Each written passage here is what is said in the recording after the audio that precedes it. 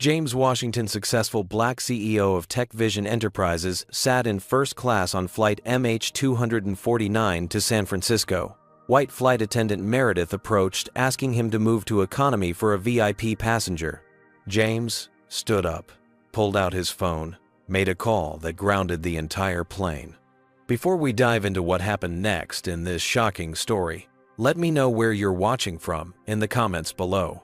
If you've ever witnessed discrimination while traveling, this story might hit close to home. Hit that like button and subscribe to see more real stories about standing up to injustice in everyday situations. James Washington wasn't just any passenger on flight MH249.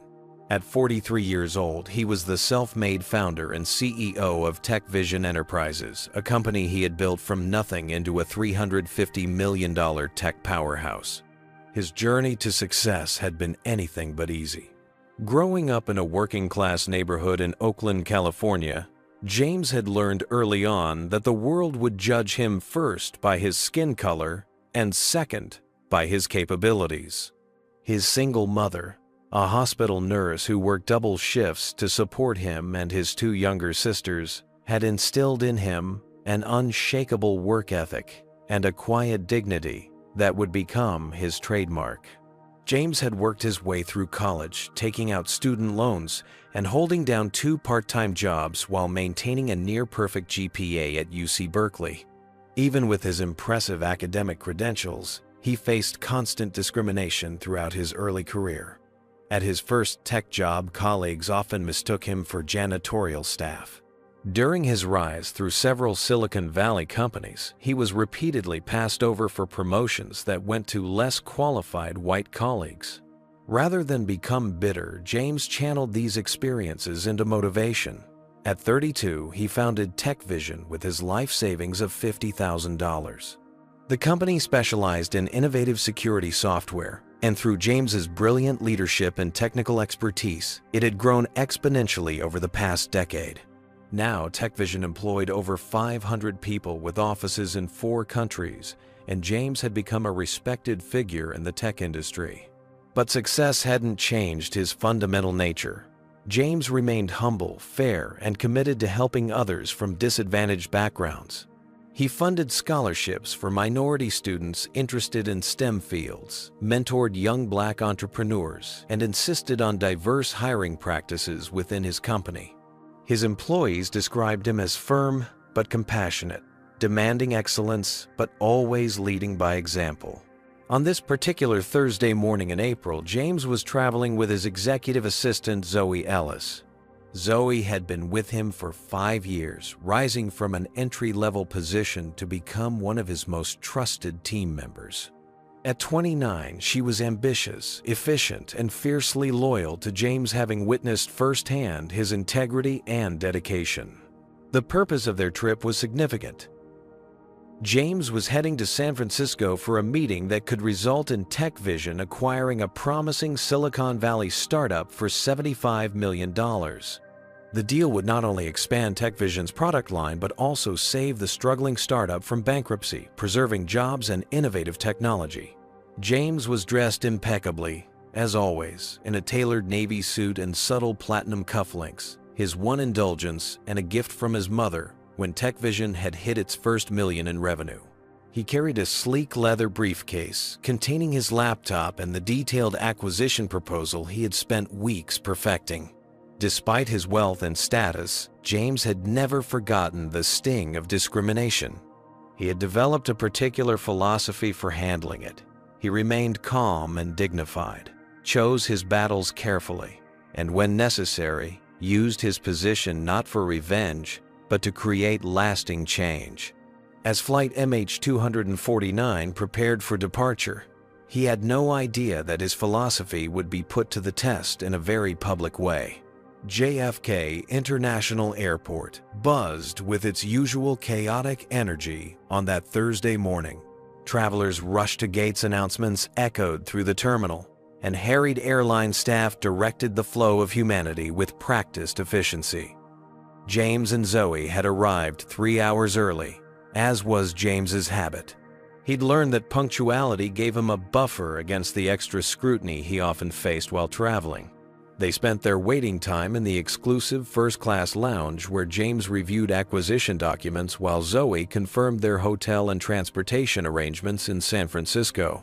Even in this rarefied space, subtle microaggressions found them.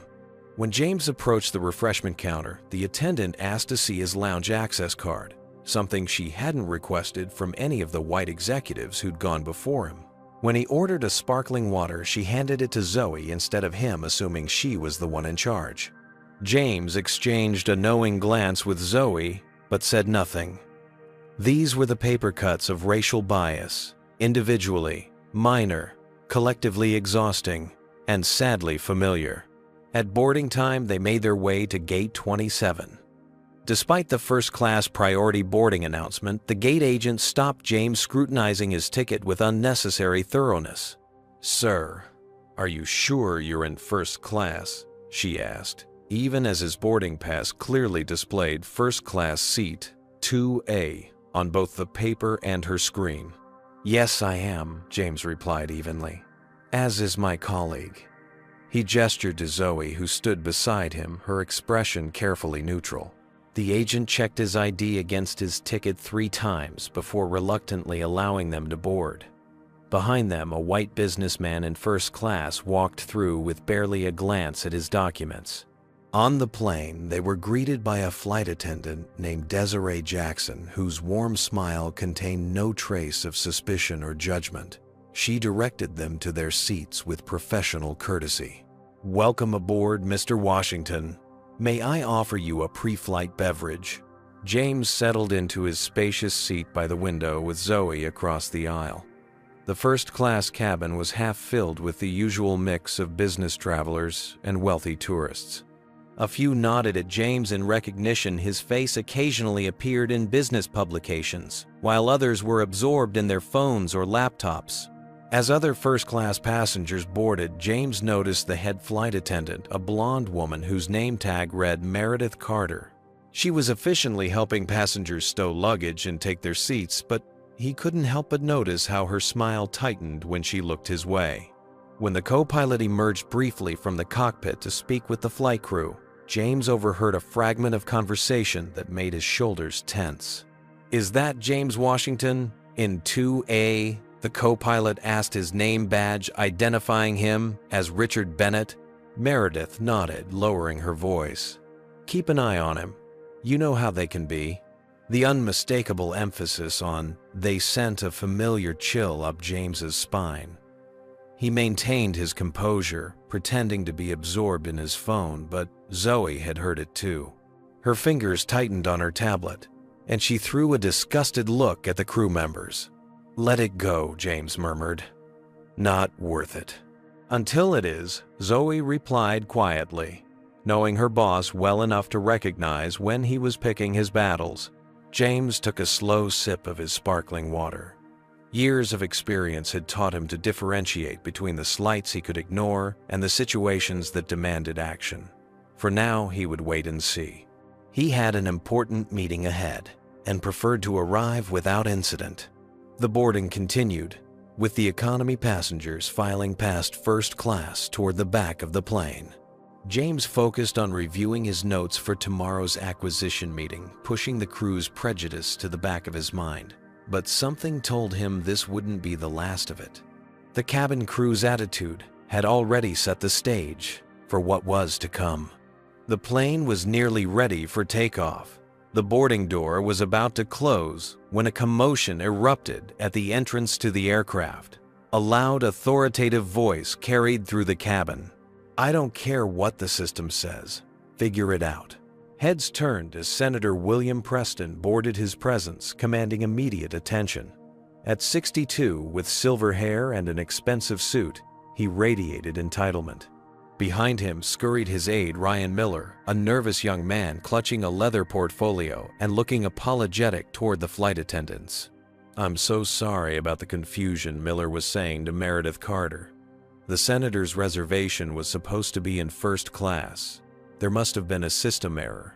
Meredith's entire demeanor transformed as she addressed the senator. Gone was the perfunctory professionalism. In its place was a deferential smile, an eager-to-please attitude. I completely understand, Senator Preston. Let me see what I can do to fix this unfortunate situation. James watched the exchange with mild interest before returning to his documents. Seat mix-ups happened all the time. The flight was full according to the gate announcement, so he assumed the senator would have to accept whatever seat was assigned to him. He was wrong. A shadow fell across his tray table. Looking up, James found Meredith standing beside his seat wearing a plastic smile that didn't reach her eyes. "Excuse me, sir," she began, her tone artificially sweet. "We have a situation, and I was hoping you might help us out." James set down his papers. "What seems to be the problem?" Meredith glanced back at where Senator Preston stood in the aisle, then leaned closer to James. "We have a very important passenger who needs a seat in first class. I was wondering if you'd be willing to move to economy. We'd be happy to refund the difference in fare." James blinked, processing what he'd just heard. Across the aisle, Zoe had stopped typing and was listening intently. "I'm sorry," James replied calmly. "I booked and paid for this first-class seat. I need to prepare for an important meeting tomorrow, and I intend to remain here." Meredith's smile faltered slightly. "I understand, but this is a very special circumstance. Senator Preston is a VIP customer with our airline, and there seems to have been a mistake with his reservation." "That's unfortunate," James replied. "But I don't see how his reservation problem should become my problem." Meredith's expression hardened. "Sir, we're asking for your cooperation. Surely you can understand the senator's position." The implication was clear in her tone. Surely someone like you should accommodate someone like him. By now, other first-class passengers were watching the exchange. A white woman in her 50s across the aisle shifted uncomfortably. An older Asian man 2 rows ahead pretended to read his newspaper while clearly listening. The tension in the cabin was palpable. Zoe spoke up, her voice controlled but firm. "Excuse me, but why are you asking Mr. Washington specifically to move? There are other passengers in first class." Meredith barely glanced at Zoe. "We've assessed the situation and determined this would be the most appropriate adjustment." "Based on what criteria?" Zoe pressed. Instead of answering, Meredith turned back to James. "Sir, we need to resolve this quickly so we can depart on time." Senator Preston had been watching impatiently from the aisle. Now he stepped forward, addressing Meredith as if James weren't even there. "Is there a problem? I have an urgent meeting in San Francisco." "We're trying to sort it out," Senator Meredith assured him. James looked directly at the senator. "The problem appears to be that you don't have a first-class reservation while I do. And this flight attendant is asking me to give up my seat." The senator finally looked at James, taking in his immaculate suit and confident posture. For a brief moment, confusion crossed his face. Clearly, James didn't match his mental image of someone who belonged in first class. "Look," Senator Preston said, addressing James directly for the first time. "I fly this route twice a month. There's been a mix-up, and I'm sure the airline can make it worth your while to help resolve it." James remained composed. "I'm sure they could make it worth your while to sit in the seat you've been assigned as well." Meredith's face flushed with indignation. "Sir, I'm going to have to insist." No, James interrupted, his voice quiet but firm. "You're not going to insist on anything. I purchased this seat. I have a confirmed reservation. I will be staying right here." As the confrontation escalated, James discreetly took out his phone and began recording audio of the exchange. Meredith noticed, and her eyes widened. "Sir, recording is not permitted during..." "Recording is permitted before takeoff, according to FAA regulations," James corrected her. "And given how this situation is unfolding, I think it's wise to document it." Other crew members had taken notice of the standoff. Another flight attendant, Desiree Jackson, watched from the galley with concern etched on her face. James caught her eye, and she gave him a subtle nod of support. The tension had broken through the usual bubble of first-class decorum. Passengers were no longer pretending not to notice. They were openly watching, some with sympathy for James, others with discomfort at the disruption of their privileged peace. The confrontation had begun, but it was far from over. The standoff in the first-class cabin had now drawn the attention of everyone within earshot. Meredith's cheeks flushed red with a mixture of frustration and embarrassment as her authority was challenged. She glanced nervously at the other passengers, many of whom were now openly watching the confrontation unfold. "Sir," she said, lowering her voice to a harsh whisper, "you're making this much more difficult than it needs to be. We're simply asking for your cooperation." James remained seated, his posture relaxed but resolute. "And I'm simply declining to give up the seat I purchased. That shouldn't be difficult to understand." Meredith's fake smile vanished completely. "Perhaps you don't realize who Senator Preston is. He sits on several important committees and is a platinum-level member with our airline." "I don't care if he's the president," James replied evenly. "That doesn't entitle him to my seat." Senator Preston, growing visibly impatient, stepped closer. His aide Ryan looked increasingly uncomfortable with the situation. "Is there a problem here?" The authoritative voice belonged to co-pilot Richard Bennett, who had emerged from the cockpit. Tall and imposing in his uniform, he positioned himself beside Meredith, his body language clearly meant to intimidate. "This passenger is refusing to accommodate Senator Preston," Meredith explained, gesturing toward James as if he were being unreasonable. Bennett squared his shoulders and leaned down slightly. "Sir, I'd recommend you cooperate with the flight crew. Interfering with their duties can be considered disruptive behavior." The thinly veiled threat hung in the air. James noticed how Bennett's hand had moved to rest on his hip, a stance of authority meant to cow him into submission. "I'm not interfering with anything," James replied calmly. "I'm sitting in my assigned seat. If anyone's disrupting the flight, it's the crew members attempting to force me to give up my seat without any valid reason." Zoe had taken out her own phone and was openly recording the interaction now. "For the record," she announced clearly, "you're threatening a passenger for refusing to give up a seat he paid for solely to accommodate another passenger who doesn't have a reservation for that seat. Is that correct?" First Officer Bennett. Bennett's expression darkened. "No one is threatening anyone. Put that phone away." "The FAA permits recording before takeoff and after landing," Zoe repeated James's earlier point. "We're still at the gate." By now, Senator Preston had moved directly into the conversation, addressing James directly but looking down his nose. "Look, I don't know who you think you are, but I have important business in San Francisco. Surely, whatever you're doing can be conducted just as well from economy class." James met his gaze steadily. "Senator, I have important business as well. I purchased this seat specifically so I could work during this flight." "I suggest you take whatever seat is available, or wait for the next flight if that's unacceptable." The senator's face reddened. "Do you have any idea who I am?" "I know exactly who you are, Senator Preston," James replied. "The question is, do you know who I am?" Before Preston could respond, Bennett cut in.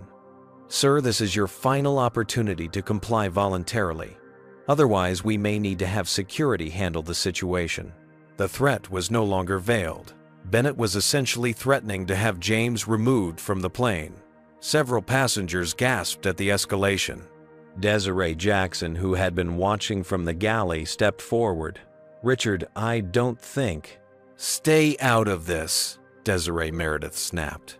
James remained outwardly calm, though his heart rate had increased. This was quickly becoming the kind of situation that could end with him being forcibly removed or even arrested, something that happened disproportionately to black passengers regardless of their status or behavior. He made a decision. "First Officer Bennett, are you threatening to remove me from this flight because I refuse to give up my rightfully purchased seat to accommodate another passenger?"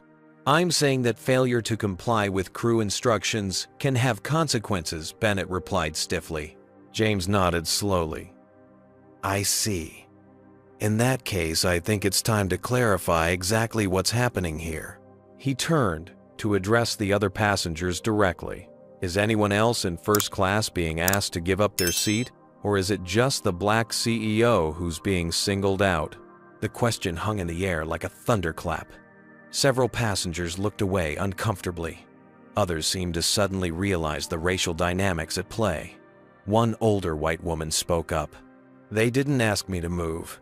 My seat is the same class as yours." A middle-aged Asian man added, "Nor me. This seems very targeted." Meredith immediately backpedaled. "This has nothing to do with. That is, we simply thought." "You thought what?" James pressed. "That I wouldn't know my rights, that I would be intimidated into giving up my seat, that I must not really belong here." The confrontation had reached a critical point. What would happen next would determine not just the outcome of this flight, but potentially send ripples through the airline industry and beyond. What would you have done if you were in James's situation? Comment number 1, if you think he should stand his ground no matter what. Or number 2, if you believe he should have avoided confrontation and moved seats. Has anything like this ever happened to you while traveling? Hit the like button if you're rooting for James to get justice in this situation. How do you think the airline staff will respond now that James has called out their discriminatory behavior in front of all the other passengers? What could possibly happen next that would shut down the entire flight? Let's find out as the story continues. The tension in the first-class cabin was thick enough to cut with a knife. James Washington sat calmly in his seat, surrounded by airline staff who seemed determined to remove him, while Senator Preston stood in the aisle with an expression of entitled impatience. The other passengers watched in uncomfortable silence. The usual first-class bubble of tranquility thoroughly popped. James reached slowly into his breast pocket and removed a business card. The simple action drew all eyes to him. "First Officer Bennett, Miss Carter, I believe there's been a misunderstanding," he said, his voice measured and clear. "My name is James Washington. I'm the founder and CEO of Tech Vision Enterprises." He handed the business card to Bennett, whose expression shifted from authoritative to confused as he read it. Additionally, James continued, "Tech Vision holds a 15% stake in Global Airlines Partners, which happens to be the parent company of this airline." The revelation landed like a bomb in the cabin. Bennett's face drained of color. Meredith's mouth opened and closed wordlessly. Even Senator Preston seemed taken aback, the name Tech Vision clearly registering with him. James Washington, the senator, murmured, recognition dawning. "You were on the cover of Business Week last month." "That's correct," James replied calmly. "And beyond my role at Tech Vision, I also sit on the Transportation Security Advisory Board, which oversees regulatory compliance for airlines operating in the United States." He pulled out his phone again, but this time instead of recording, he dialed a number. The action was deliberate, unhurried. The cabin remained silent as everyone listened to his side of the conversation. "Maxwell, James Washington here." "Yes, good to talk to you too. Listen, I'm currently sitting on one of your planes at JFK flight MH249 to San Francisco, and we're having a situation I thought you should be aware of." James proceeded to describe the events that had transpired, his tone professional, but the content damning. Maxwell Reynolds, the CEO of the airline, was clearly responding with alarm on the other end of the line. "Yes, that's correct.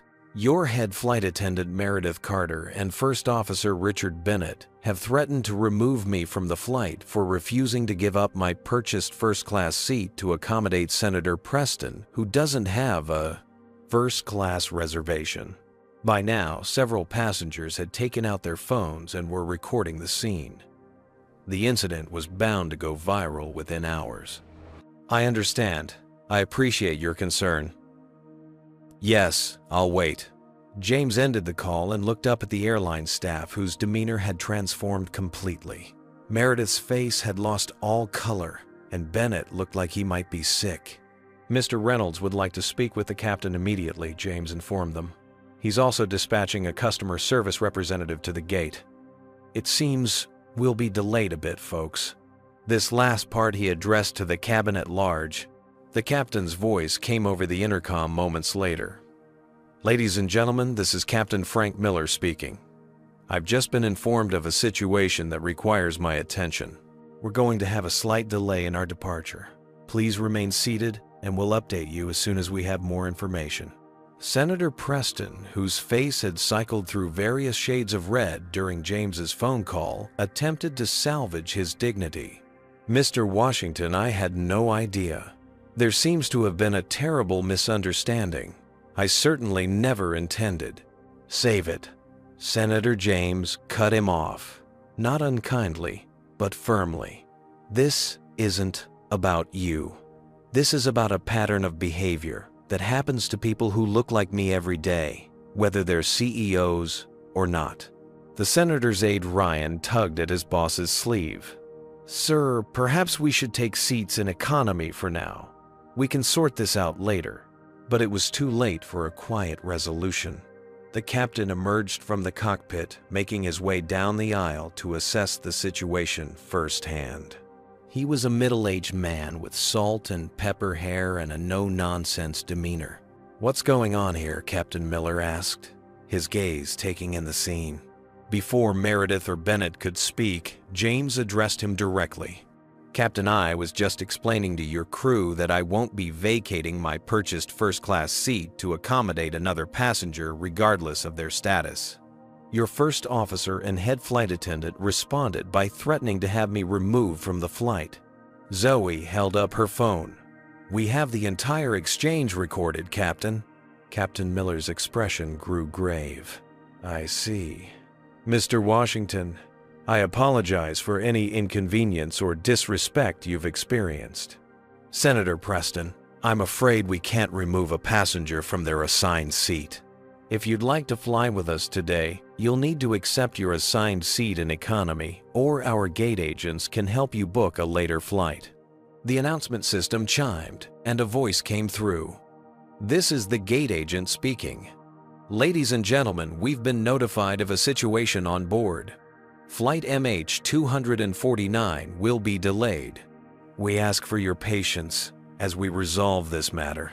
Outside the aircraft windows, passengers could see a man in a sharp suit rushing across the tarmac toward the plane. Gregory Harrison, the airline's head of customer relations, had arrived in record time following the CEO's call. The power dynamics had shifted completely. The same flight attendants who had been trying to intimidate James minutes earlier now couldn't meet his eye. Senator Preston, realizing he'd backed the wrong horse in this confrontation, attempted to distance himself from the situation. "I was simply told there was a seat available," he muttered to no one in particular. "I had no idea they were asking someone to move."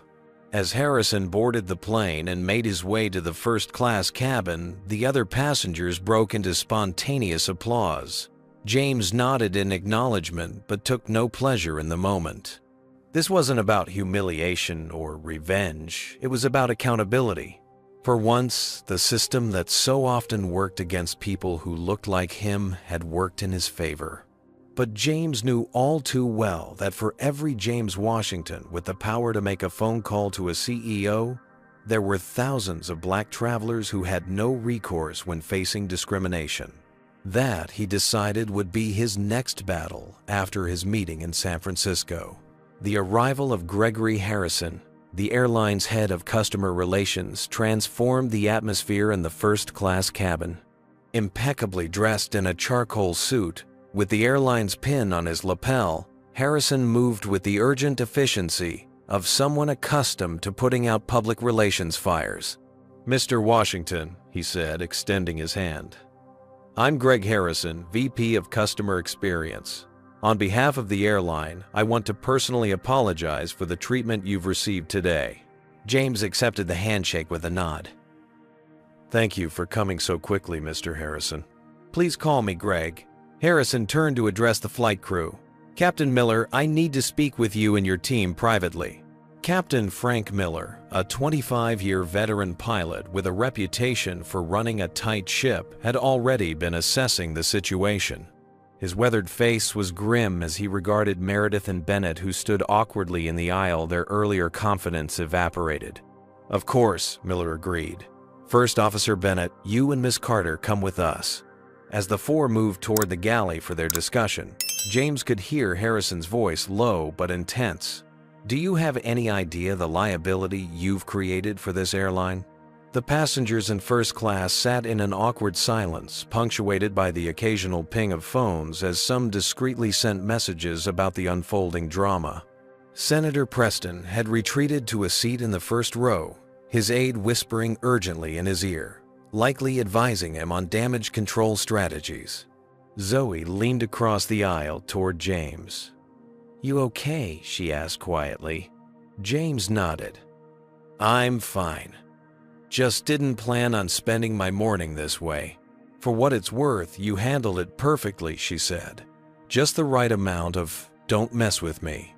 James allowed himself a small smile. "Let's hope this leads to actual change, not just apologies." The intense discussion in the galley continued for several minutes. Through the curtain, passengers could occasionally glimpse Harrison's emphatic gestures and Captain Miller's stern expression. Finally, they emerged and Miller addressed the cabin. "Ladies and gentlemen, I apologize for the delay. We're going to need a few moments to resolve a staffing matter before we can depart. I ask for your continued patience." With that cryptic announcement, Miller returned to the cockpit while Harrison made his way back to James. "Mr. Washington," Harrison said, taking the empty seat next to him temporarily, "I want to assure you that we're taking this matter extremely seriously. Miss Carter and First Officer Bennett will not be continuing on this flight." James raised an eyebrow. "You're removing them from duty." "Effective immediately," Harrison confirmed. "We're arranging for replacement crew members now, which should take approximately 45 minutes. I understand you have an important meeting in San Francisco, and I want to assure you we'll make every effort to get you there on time." James considered this. What happens to them after today? Harrison looked slightly surprised at the question. "There will be a formal investigation, of course, but given the evidence and the nature of their actions, termination is the likely outcome." James nodded thoughtfully. "I see. We'll also be offering you compensation for this inconvenience," Harrison continued. "A full refund of your ticket plus vouchers for future travel." "That won't be necessary," James replied. "But I would like to discuss something else with you once we're on the ground in San Francisco." Harrison looked intrigued. "Of course. Anything you need." The conversation was interrupted by an announcement requesting all passengers to stay seated as the cabin door reopened. Airport security officers boarded the plane, followed by two airline employees in uniform replacements for the removed crew members. Meredith and Bennett were escorted off the aircraft, their faces rigid with suppressed emotion. As they passed James's seat, Bennett kept his eyes straight ahead, but Meredith glanced at him, her expression a complex mixture of resentment and shame. Once they were gone, Desiree Jackson approached James with a fresh glass of sparkling water. "I'm so sorry about what happened, Mr. Washington," she said quietly. "Not all of us are like that." "I know," James assured her. "Thank you for your professionalism throughout this situation." The replacement crew members were introduced a new first officer named Captain Alicia Rodriguez and a senior flight attendant named Marcus Reynolds. Both greeted the passengers with warm professionalism, helping to diffuse the lingering tension. Gregory Harrison remained on board, personally overseeing the transition. As the new crew prepared for departure, he approached Senator Preston. "Senator, we have a seat available for you in Economy Class 14C, an aisle seat. Or if you prefer, we can book you on the next flight to San Francisco, which departs in 3 hours." Preston's face flushed with embarrassment. "This is outrageous. I'm a platinum member and a United States Senator." "I understand, Sir Harrison," replied evenly. "However, your reservation is for economy class on this flight. Those are your options." Several passengers watched this exchange with barely concealed satisfaction. The senator, realizing he had no leverage, eventually gathered his belongings and moved toward the economy cabin, his aide trailing behind. As the cabin settled into its new normal, James took out the acquisition documents he had been reviewing before the interruption. But before he could refocus on work, a flight attendant handed him a clipboard. "Mr. Washington, we need a formal statement about the incident for our records. Would you be willing to complete this form?" James looked at the standard complaint form with its tiny boxes for descriptions and realized how inadequate it was for capturing what had just occurred. "I have a better idea," he said, handing the clipboard back. "Instead of filing this away in some database, I'd like to meet with your diversity and inclusion team when we land. Let's talk about how to prevent this from happening to someone else who might not have the connections I do." The flight attendant looked surprised, then impressed. "I'll pass that request to Mr. Harrison right away." As preparations for takeoff resumed, James noticed other passengers looking at him with newfound respect. A few even leaned over to express their support and share similar experiences they'd witnessed or experienced. One elderly black woman from a few rows back made her way forward during the continued delay and touched his shoulder gently. "Thank you," she said simply. "My husband and I have been flying for 50 years, and we've been asked to move more times than I can count. Never had the power to say no like you did today." Her words affected James more deeply than the confrontation itself. This wasn't just about one incident or one flight. It was about decades of injustice that most people had to silently endure. As the woman returned to her seat, James made a silent promise to use this incident as a catalyst for real change.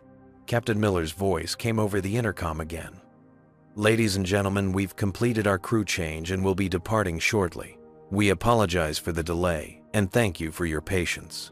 As the plane finally pushed back from the gate 90 minutes behind schedule, James looked out the window at the JFK tarmac. What had begun as a routine business trip had turned into something far more significant. The real work, he realized, would begin when they landed in San Francisco. The atmosphere aboard flight MH249 had transformed dramatically. Where tension had reigned just an hour earlier, there was now a strange sense of camaraderie among the passengers, particularly in first class. The shared experience of witnessing the confrontation had broken down the usual barriers that kept air travelers isolated in their personal bubbles. As the plane reached cruising altitude, the new crew moved through the cabin with efficient professionalism. Captain Alicia Rodriguez had briefly introduced herself to James before takeoff, a warm handshake and a knowing look conveying her understanding of the situation. "We'll get you to San Francisco safely and on time, Mr. Washington," she had promised. The head flight attendant, Marcus Reynolds, was equally impressive, courteous to all passengers, but taking special care to ensure James and Zoe had everything they needed.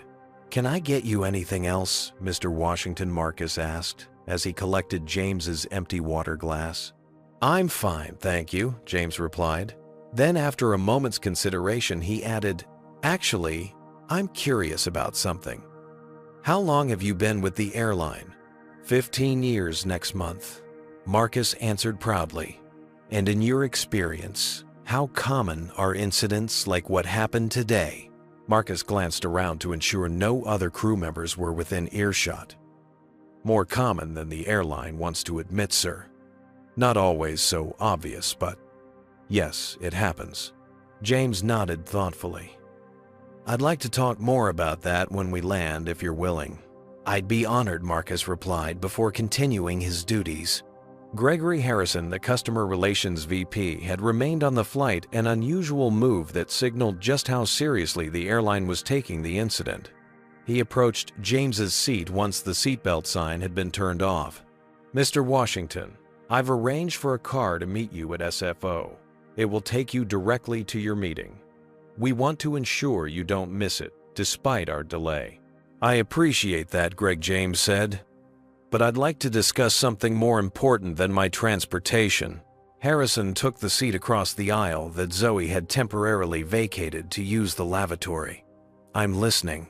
Firing Meredith and Bennett might address this specific incident, but it doesn't solve the underlying problem, James began. "I'd like to propose something different." Harrison leaned forward, intrigued. What did you have in mind? Instead of termination, what about comprehensive diversity training? Not just for those two, but for all your customer-facing staff. Make them part of the solution rather than just removing the problem. Harrison looked surprised. That's remarkably generous of you, Mr. Washington. Most people in your position would want heads to roll. I'm not interested in punishment, James explained. I'm interested in change. Firing them might make the airline feel better, but it won't help the next black passenger who boards one of your planes. They continued discussing the possibilities, a revised training program, updated policies for seat reassignments, and a transparent reporting system for discrimination incidents. By the time Zoe returned, they had sketched the outline of a comprehensive initiative. This is exactly the kind of expertise we need, Harrison admitted. Would you consider consulting with our team on implementing these changes? I'd be happy to have my DEI specialists at TechVision collaborate with your team, James offered. No charge. Meanwhile, in economy class, Senator Preston was experiencing something unfamiliar. The discomfort of a middle seat in row 14, wedged between a sleeping grandmother and a man whose large frame spilled over the armrest. His aide Ryan was seated several rows behind him, unable to offer any buffer against this new reality. As the meal service began in first class, complete with real silverware and hot towels, Preston could only watch with envy from his cramped position. When the economy meal cart finally reached his row, the options had dwindled to a single-choice pasta with a sauce of indeterminate origin. Back in first class, James was finally able to review his acquisition documents. Zoe worked across the aisle occasionally, passing him notes or questions. Despite the morning's drama, they were still on track for tomorrow's meeting. About halfway through the flight, James was surprised when a familiar figure appeared beside his seat. Desiree Jackson, the flight attendant, who had shown him respect from the beginning. "Mr. Washington, I just wanted to thank you," she said quietly. "What happened today? It needed to happen." "You didn't seem surprised by their behavior," James observed. Desiree shook her head. "Meredith and Richard have a history of special treatment for certain passengers. Many of us have complained, but nothing ever changed." She hesitated, then added, "Until today." Before returning to her duties, Desiree handed him a folded napkin. Inside was a list of names and dates, incidents similar to his own that had been reported but never addressed. James carefully tucked it into his briefcase. As the flight continued, several passengers approached James to express their support. A young black entrepreneur asked for his business card. An older white couple apologized on behalf of people who don't know any better.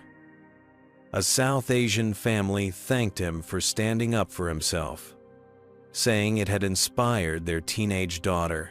Even more surprising was when Senator Preston himself made his way forward during a period of light turbulence, gripping seatbacks for support as he navigated the aisle.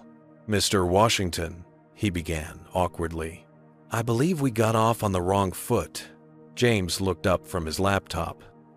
"That's one way to put it, Senator." Preston had the grace to look embarrassed. "I want to clarify that I never asked them to move you specifically.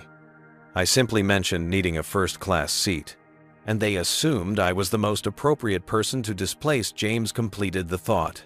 "That's precisely the problem." The senator hesitated, then lowered his voice. "You mentioned sitting on the Transportation Security Advisory Board. I chair the Senate Subcommittee on Aviation. Perhaps we should discuss these issues further when we're on the ground." James studied him for a moment. "I'd be interested in that conversation, Senator, particularly regarding the enforcement of anti-discrimination regulations in the airline industry." Preston nodded, an unspoken understanding passing between them. This incident had created an unexpected connection between two powerful men who might otherwise never have had reason to collaborate. As the senator returned to economy, James turned to Zoe with a slight smile. "Sometimes the universe works in mysterious ways." "You mean sometimes racism backfires spectacularly," she replied with raised eyebrows. James chuckled. "That too." The captain's voice came over the intercom announcing their initial descent into San Francisco International Airport. James looked out the window at the California coastline emerging through scattered clouds. What had begun as a routine business trip had evolved into something much more significant. As the plane began its descent, he reflected on how this incident might create ripples far beyond one confrontation on one flight. Sometimes it took a public display of discrimination to catalyze meaningful change. And James Washington was now in a unique position to ensure that this particular incident would not be forgotten or dismissed. The landing gear deployed with a reassuring thud. They were about to touch down in San Francisco, but for James, this journey was just beginning. As Flight MH249 made its final approach into San Francisco International Airport, James Washington found himself in a reflective mood. The Golden Gate Bridge was visible in the distance, partially shrouded in the city's characteristic fog. Below, the bay glittered in the afternoon sunlight. It was beautiful, but James's mind was elsewhere. "Penny for your thoughts," Zoe asked, noticing his distant expression. "Just thinking about how differently this day could have gone," James replied. "If I hadn't been who I am with the connections I have." Zoe nodded, understanding. "You'd have been the angry black man escorted off the plane while everyone watched in uncomfortable silence." "Exactly." James straightened his tie a habit when he was processing complex emotions. And it wouldn't have made the news, wouldn't have caused any change. Just another day in America. The seatbelt sign illuminated as the plane began its final descent. James secured his tray table and returned his seat to the upright position, his movements automatic after years of business travel. Flight attendant Marcus Reynolds moved through the cabin, checking that all passengers were prepared for landing. When he reached James's row, he paused. "Mr. Washington, Captain Rodriguez asked me to let you know she'd like to speak with you after we land if you have a moment." "Of course," James replied, curious. When the plane touched down on the runway with a gentle bump, a spontaneous round of applause broke out among the passengers. Not the usual appreciation for a smooth landing, but something more, a collective acknowledgement of the journey they'd shared. As the aircraft taxied to the gate, Desiree Jackson approached James's seat one last time. "Mr. Washington, I hope you don't mind, but I wanted to tell you something." Her voice was quiet, meant for his ears only. 10 years ago, my father was removed from a flight in similar circumstances. He was a respected doctor, but that didn't matter when someone decided he didn't belong in first class. James listened intently, recognizing the pain behind her professional demeanor. "He never flew again after that," she continued. "The humiliation was too much. He drove everywhere, even cross-country. When he passed away last year, he had 3 unused flight vouchers in his desk drawer." "I'm sorry," James said, simply understanding the weight of her story. "Don't be," Desiree replied, her eyes bright with unshed tears. "Today, watching you stand your ground, it felt like justice for him too. So thank you." Before James could respond, the captain's voice came over the intercom announcing their arrival at the gate. As the passengers prepared to disembark, he noticed Gregory Harrison speaking intently into his phone near the front of the cabin, occasionally glancing his way. "I think our story might have preceded us," he murmured to Zoe, who followed his gaze. "Good," she replied. "Let them sweat a little." As the first-class passengers began to gather their belongings, James remained seated, allowing others to exit first. Several stopped to shake his hand or offer words of support as they passed. One older white businessman leaned in and whispered, "My company has a large corporate account with this airline. After what I saw today, I'll be reconsidering that arrangement unless I see real changes." When the cabin had mostly emptied, Captain Rodriguez emerged from the cockpit. In person, she cut an impressive figure, tall and poised with her dark hair neatly secured beneath her cap. She approached James with a professional smile. "Mr. Washington, thank you for your patience today," she began. "I wanted to personally apologize for your experience." "You have nothing to apologize for," Captain James assured her. "You weren't even on the plane when it happened." Nevertheless, as a representative of this airline and as someone who believes in dignity for all passengers, I'm deeply troubled by what occurred. She hesitated, then added, "And unfortunately, it's not an isolated incident." James nodded. "So, I've been told." "There's a cultural issue that needs addressing," Rodriguez continued. "Some of us have been pushing for changes for years, but it's difficult without support from the top. Perhaps today will be a catalyst," James suggested. "That's my hope," she agreed. "And actually, that's partly why I wanted to speak with you. When we got word of what happened, several of us crew members from diverse backgrounds started a text chain. We've been wanting to formalize a diversity and inclusion committee within the airline for some time. This might be the moment to make it happen." James felt a spark of genuine optimism. "Captain, I'd be very interested in supporting that effort." They exchanged contact information and Rodriguez thanked him once more before returning to complete her post-flight duties. As James finally rose to leave, he found Senator Preston waiting in the jetway just outside the aircraft door. "Mr. Washington," Preston said, extending his hand. "I've been thinking about our brief conversation. I believe there's an opportunity here." James shook the offered hand cautiously. "What kind of opportunity, Senator?" "My subcommittee is reviewing airline passenger rights next quarter. In light of today's experience, I think we need to specifically address discrimination in air travel. Would you be willing to testify?" It was a surprising turn of events. The same man who had expected James to vacate his seat hours earlier was now inviting him to help shape policy. "I would be very interested in that," Senator James replied. "My schedule is tight, but this is important enough to make time for." As they walked together toward the terminal, Preston revealed something unexpected. "You know, my father was a civil rights attorney in the 60s. He'd be ashamed of how I handled myself today." Sometimes we need a sharp reminder of our blind spots. James considered the man beside him in a new light. "It's what we do after the reminder that matters, Senator."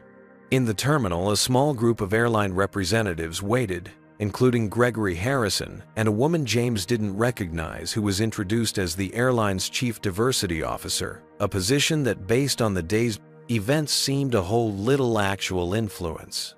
Mr. Washington Harrison began, "We've arranged for a private car to take you directly to your hotel or your meeting, whichever you prefer." "Thank you," James replied. "But first, I think we should talk about next steps." For the next 30 minutes, standing in a quiet corner of the terminal, James outlined his vision for meaningful change, not just sensitivity training, but structural reforms to how complaints were handled, how crews were composed, and how incidents were tracked. Senator Preston occasionally added his thoughts, the political weight of his position lending additional gravity to the discussion. By the time they finished, Harrison looked both overwhelmed and inspired. "This goes far beyond what I expected," he admitted. "But you're right, it's what's needed." As they wrapped up their impromptu meeting, James felt his phone vibrate with a text from Maxwell Reynolds, the airline CEO. "Just reviewed the incident report and witness statements. Need to speak with you as soon as possible. This changes everything." James showed the message to Harrison, whose eyes widened. He never reaches out directly to anyone. "Seems like today is full of firsts," James observed. As he finally headed toward the waiting car with Zoe, James reflected on the journey that had begun with a simple request to move from his rightfully purchased seat. What could have been just another humiliating experience for a black traveler had instead become a potential turning point, not just for one airline, but perhaps for an industry. "Well," Zoe said, as they settled into the luxury sedan, "this certainly wasn't the trip we planned." James smiled. Sometimes the most important journeys take us places we never expected to go. As the car pulled away from the terminal, he opened his laptop to review his notes for tomorrow's acquisition meeting. He was still a businessman with a $75 million deal to close. But now he was also something more, a catalyst for change in an industry that had long needed it. The wheels were in motion both literally and figuratively, and James Washington was ready for whatever came next. 1 month later, James Washington stood at the floor-to-ceiling windows of TechVision's Oakland headquarters, gazing across the bay toward San Francisco. The view never failed to center him, especially on days like today when he needed perspective. A gentle knock at his office door broke his reverie. Zoe entered, tablet in hand. "They're ready for you in the conference room," she announced. "Everyone's on the video call, including Senator Preston and the airline executives." James nodded, straightening his tie. "And our acquisition team? The integration is proceeding ahead of schedule," Zoe reported with a smile. "The Silicon Valley startup's employees are thrilled, especially since you decided to keep their Oakland office open rather than consolidating." "Good people shouldn't have to relocate to keep good jobs," James replied simply. The past month had been a whirlwind of activity. The acquisition had gone through smoothly, adding cutting-edge cybersecurity tools to TechVision's portfolio and saving 300 jobs in the process. But alongside his regular business responsibilities, James had taken on another mission, working with the airline to implement meaningful changes following the incident on flight MH249. What had begun as an uncomfortable confrontation had blossomed into something neither he nor the airline could have anticipated. The day after landing in San Francisco, James had received a call from Maxwell Reynolds, the airline's CEO. What started as a profuse apology evolved into a 3-hour conversation about institutional biases and the challenges of changing corporate culture. "I've been in aviation for 30 years, Reynolds had admitted, "and I've never had someone explain these issues so clearly. We need to do better." Today's video conference was the culmination of 4 weeks of intensive work. As James entered the conference room, he was greeted by faces both in person and on the large screen mounted on the wall. His team of diversity specialists sat around the table while on screen were Reynolds, Harrison, Captain Rodriguez, and to James's surprise, Senator Preston. "Good afternoon, everyone," James began, taking his seat at the head of the table. "Let's review what we've accomplished so far and discuss next steps." Gregory Harrison took the lead, sharing his screen to display a comprehensive presentation. "Following Mr. Washington's recommendations, we've implemented several key changes to our policies and procedures." The list was substantial. 1. A complete overhaul of the airline's approach to handling first-class seat reassignments with clear guidelines that prohibited discriminatory practices. 2. A new anonymous reporting system for employees to flag incidents of bias or discrimination without fear of retaliation. 3. Mandatory diversity and inclusion training for all customer-facing staff developed in consultation with TechVision's DEI specialists. 4. The formation of an employee-led Diversity Advisory Council with Captain Rodriguez as its inaugural chairperson. 5. A transparent tracking system for discrimination complaints with quarterly reports to be made public. "And what about Meredith Carter and Richard Bennett?" James asked, curious about the fate of the 2 employees who had triggered this chain of events. Reynolds leaned forward on screen. "As you suggested, Mr. Washington, we didn't terminate them. Instead, they've been reassigned to non-customer-facing roles while they complete an extensive training program. Bennett has been surprisingly receptive, actually. He's acknowledged his behavior and seems genuinely committed to learning from the experience. And Miss Carter." A slight pause.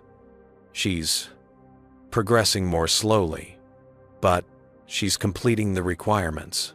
James nodded, satisfied. His goal had never been punishment, but education and change. People rarely grew from being cast out. They grew from being held accountable while given the chance to do better. Senator Preston cleared his throat. "On the legislative front, I'm pleased to report that our subcommittee has scheduled hearings on discrimination in air travel for next month. Mr.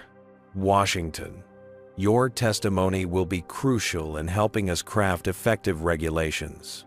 "I'll be there," Senator James assured him. The meeting continued for another hour, diving into metrics and milestones. When it concluded, Reynolds had one final announcement. "Mr. Washington, in recognition of your contribution to improving our airline, we'd like to establish the James Washington Scholarship for Minorities in Aviation. Each year, we'll fund 5 students pursuing careers in aviation, from pilots to aerospace engineers to hospitality specialists." James was genuinely moved. That's more than I expected. Thank you." After the video call ended, James remained in the conference room with his team. "Thoughts, concerns, areas where we need to push harder." His head of DEI, Dr. Amara Okafor, spoke up. "It's a good start, James, but the real test will be sustainability. What happens when the spotlight fades? When the next quarterly report shows a dip in profits? These initiatives are often the first to be cut when times get tough." James considered her point. "You're right. We need to build in safeguards, make this part of their DNA, rather than just a response to a PR crisis." He made a note on his tablet. "Let's develop some long-term accountability measures before we conclude our consulting relationship." Later that afternoon, as James prepared to leave for the day, he received an unexpected email from Desiree Jackson, the flight attendant who had supported him during the incident. "Thought you might want to see this," the message read, with a link to an internal airline newsletter. The featured article highlighted the newly formed Diversity Advisory Council, with quotes from employees of various backgrounds discussing how the incident on flight MH249 had sparked long overdue conversations throughout the Macianos company. One paragraph stood out. "For years, many of us saw these problems, but felt powerless to address them.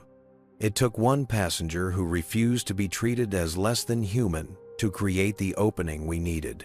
Sometimes change requires someone with the courage to stand their ground, even when surrounded by people telling them they don't belong there. James felt a complex mixture of emotions reading those words. Pride in what had been accomplished, sadness that it had been necessary hope for continued progress, and an acute awareness that his position of privilege had made it possible for his resistance to be effective where others might not have been. His phone buzzed with a text from his mother. "Saw you on the news again. Making waves as usual. So proud of you, baby." He smiled. His mother had always taught him to stand up for himself, but to do so in a way that opened doors for others behind him. Today, he felt he'd honored that teaching. 6 months later, James Washington boarded another flight, this time to Washington, D.C., for his testimony before the Senate subcommittee. As he settled into his first-class seat, he noticed something different. The flight crew was notably diverse, and the lead flight attendant greeted him by name without checking his boarding pass twice. "Welcome aboard, Mr. Washington," she said warmly. "We're honored to have you flying with us today." As other passengers boarded, James opened his briefcase and reviewed his testimony one last time. The document outlined his experience, but focused primarily on systemic solutions, concrete steps airlines and regulators could take to ensure that all passengers were treated with equal dignity and respect. The final paragraph read, "What happened to me on flight MH249 was not unique. What was unique was my ability to do something about it. My hope is that the changes we implement today will create a world where everyone has that same ability, where dignity is not a privilege for the powerful, but a right for all." A young black man in his 20s stopped in the aisle beside James's seat, his expression one of barely contained excitement. "Mr. Washington, I just wanted to say thank you. I'm starting pilot training next month on the James Washington Scholarship. You changed my life, sir." As the young man continued to his seat in economy, James felt the full-circle nature of the moment. What had begun as an attempt to displace him had instead created space for a new generation to soar. "Sir, we're about to depart. "Can I get you anything before takeoff?" the flight attendant asked. James closed his briefcase and smiled. "No, thank you. I have everything I need." As the plane accelerated down the runway and lifted into the sky, James Washington watched the ground fall away below, the perspective shifting as they climbed higher. Sometimes it took rising above to see the full picture to understand how small moments could create lasting change. The journey that had begun with a confrontation in first class had transformed into something far more significant than one man keeping his seat. It had become about ensuring that everyone had a seat at the table, not just on airplanes, but in the rooms where decisions were made, policies were crafted, and futures were determined. And that, James reflected as the plane banked toward the nation's capital, was a journey worth taking. This story teaches us that true power lies not in wielding authority for personal gain, but in using it to create lasting change for others. James Washington could have simply enjoyed the vindication of keeping his seat and seeing those who discriminated against him punished. Instead, he chose a path that transformed an ugly incident into meaningful progress. When faced with discrimination, our instinct might be to seek retribution or withdraw entirely. James showed us a third option: strategic engagement that addresses root causes rather than symptoms. By focusing on systemic change rather than individual punishment, he ensured that his experience would prevent countless similar incidents for others who might not have his advantages. The story also reminds us that privilege comes with responsibility. James recognized that his position gave him leverage that many others lack when facing discrimination. Rather than seeing this as mere personal fortune, he viewed it as an obligation to create pathways for others. Perhaps most importantly, this narrative demonstrates that lasting change requires collaboration across divides. From Senator Preston to Captain Rodriguez to the young scholarship recipient, progress happened when people with different perspectives united around a common vision of dignity and respect for all. Have you ever witnessed discrimination and wondered if speaking up would make a difference? Share your experience in the comments below. What stopped you from intervening, or what gave you the courage to act? Your story might inspire someone else to find their voice. If this account of standing up against racial discrimination resonated with you, please hit the like button so more people can discover it. Subscribe to our channel for more powerful racism stories that highlight both the challenges we face and the progress we're making together. Has someone ever stood up for you when you were treated unfairly? Tag them when you share this video to let them know the impact they had on your life. Sometimes people never realize how their actions ripple outward to create lasting change. Thank you for joining me for this journey into courage, dignity, and transformation. Remember, in a world where you can be anything, be someone who makes the path easier for those who come after you. Until our next story, may you have the wisdom to recognize injustice and the courage to address it, no matter where you sit.